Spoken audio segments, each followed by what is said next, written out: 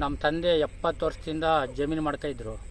ಲಿಂಗಾಯತರು ನಮ್ಮ ಮೇಲೆ ವರ್ಗದವರು 30 ಕುಂಟೆ ನಮಗೆ ಸೇರಿದ್ದು ಅಂದ್ಬಿಟ್ಟು ಇವತ್ತು ದೌರ್ಜನ್ಯ ಮಾಡಿ ನಮ್ಮ ಜಮೀನ ಉಳುಮೆ ಮಾಡ್ತಾರೆ ಸರ್. ನಮಗೆ ದಯವಿಟ್ಟು ರಕ್ಷಣೆ ಕೊಡಿ. ನಾವು SC ಜನಾಂಗದವರು, ಅವ್ರಿಗೆ ಬೇಕಾದಷ್ಟು ತೆಂಗಿನ ತೋಟ, ಬೇರೆ ಜಮೀನೆಲ್ಲ ಇದೆ.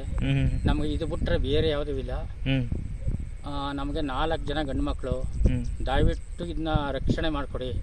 ಗಲಾಟೆ ಮಾಡೋಕೆ ಹೋದ್ರೆ ನಮ್ಮನ್ನ ಅವನ ನೀ ಕೇಳಕ, ನೀನು ಜಾತಿ ಅವನು, ನಿನ್ನ ಸಾಯಿಸ್ತೀವಿ ಅಂತ ಬೆದರಿಕೆ ಹಾಕಿ ನಮಗೆ ದೌರ್ಜನ್ಯ ಮಾಡ್ತಾವನ. ದಯವಿಟ್ಟು ನಮಗೆ ರಕ್ಷಣೆ ಕೊಡಿ.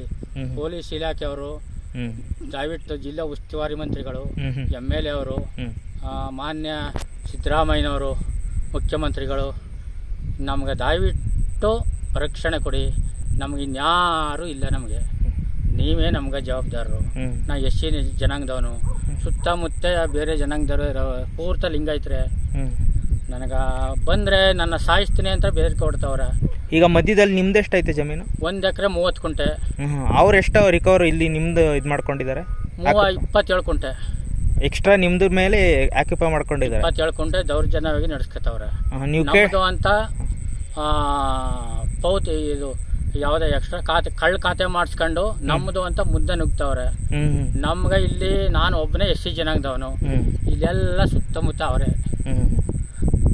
ಈಗ ನಮ್ಮ ಈಗ 2017ರಿಂದ 17ನೇ ಇಸ್ವಿಯಿಂದ ಕೋರ್ಟಲ್ಲಿ ಆಲ್ರೆಡಿ ನಂಜನಗೂಡು ಘನ ನ್ಯಾಯಾಲಯದಲ್ಲಿ ಕೇಸ್ ನಡೀತಾ ಇದೆ.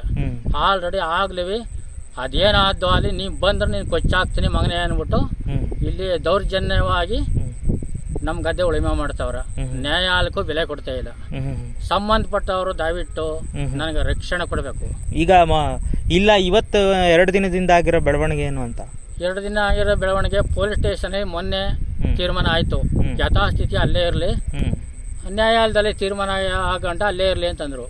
ಅದನ್ನು ಧಿಕ್ಕರಿಸಿ ಇವತ್ತು 27 ಕುಂಟೆಗೆ ತಾನೇ ಮುಂದಾಗಿ ನಿಂತ್ಕೊಂಡು ಟಿಲ್ಲರ್ ತಂದು ಹೊಡೆಸಿ ಸಾಯಿಸ್ತೀನಿ ಅಂತ ಎಚ್ಚರಿಕೆ ಕೊಡ್ತಾವನೆ. ಈಗ ನೀವು ಕೇಳಕ್ ಹೋಗಿದ್ರೆ ಇವಾಗ ಏನಾದ್ರು? ಕೇಳಕ್ ಹೋಗಿದ್ದಿ, ನೀ ಏನ್ ಮಾಡ್ಕತೀಯ ಮಾಡ್ಕೊ, ಎಲ್ಲಿಗೆ ಹೋದೆ ಹೋಗು, ನಮ್ಗ ಅವ್ರವ್ರ ಇವ್ರವ್ರ ರಾಜಕೀಯದವ್ರವ್ರ ನಾ ಬಚಾಯಿಸ್ಕತೀನಿ, ನೀ ಬಂದ್ರೆ ನೀ ಸಾಯಿಸ್ತೀನಿ ಜನ ಎಸ್ಕತಾವನ. ನನಗ ರಕ್ಷಣೆ ಕೊಡ್ಬೇಕು. ಈಗ ಇವರು ಶಾಸಕರೊಟ್ಟಿಗೆ ಏನಾದ್ರು ಮಾತಾಡಿದ್ರೆ ಹೇಗೆ? ಶಾಸಕರು ನಾನು ಸ್ಟೇಷನ್ಗೆ ಹೇಳ್ತೀನಿ ಅಂದ್ರು ಅಷ್ಟೇ. ಹುಲ್ಲಳ್ಳಿ ಸ್ಟೇಷನ್ಗೆ ನಾನು ಫೋನ್ ಮಾಡ್ತೀನಿ ಅಂದ್ರು. ನೀ ಯಾರಿಗಾರ ಮಾಡ್ಕೊ ಹೋಗು, ನನಗೇನು, ನೀ ಸಂಜೆ ಟೈಮ್ ಬಾ, ನಿನ್ ಗತಿ ಕಾಣಿಸ್ತೀನಿ ಅಂತ ಹೇಳ್ತಾವ.